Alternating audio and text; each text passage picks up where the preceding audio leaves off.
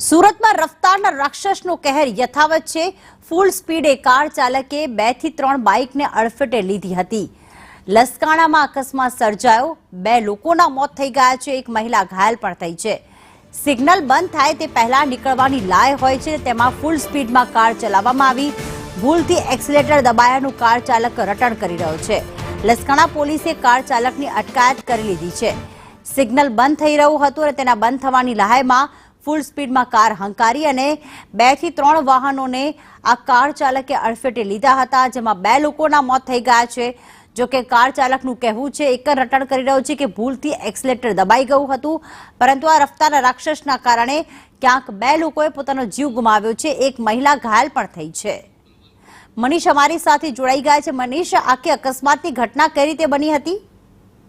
જી બિલકુલ, વાત કરીએ તો લસકાણા 4 રસ્તા પાસાની આ ઘટના છે। જાંગારી સિગ્નલ ઉભું હતું તે દરમિયાન કાર ચાલકે છે તે સિગ્નલ જલ્દી ક્રોસ કરવાની લાઈનમાં કાર છે તે ઓવર સ્પીડમાં ચલાવી હતી અને 3 લોકોને અડફેટે લીધા હતા। ત્યારે ઘટના સ્થળ પર પહેલેથી જ 2 લોકોના કરુણ મોત નીપજ્યા હતા અને એક મહિલા છે તે ગંભીર રીતે ઘાયલ થઈ હતી। ત્યારે આ મહિલાનું સારવાર દરમિયાન મોત થયું છે। એટલે લસકાણા વિસ્તારમાં જે અકસ્માત થયો હતો તેમાં 3 લોકોના મોત થયા છે। આરોપી જે છે અર્જુન વિરાણી છે તે કાર ચલાવતો હતો। લસકાણા પોલીસે અત્યારે તેની અટકાયત કરીને વધુ તપાસ હાથ ધરી છે। સીસીટીવી સામે આવ્યા છે। સીસીટીવીમાં સ્પષ્ટપણે દેખાઈ રહ્યું છે કે કઈ રીતના જે લોકોની વચ્ચે બેફામ રીતના કાર ચલાવે છે અને ટક્કર મારે છે, સ્પષ્ટપણે દેખાઈ રહ્યું છે અને લોકોને ઘાયલ કરે છે।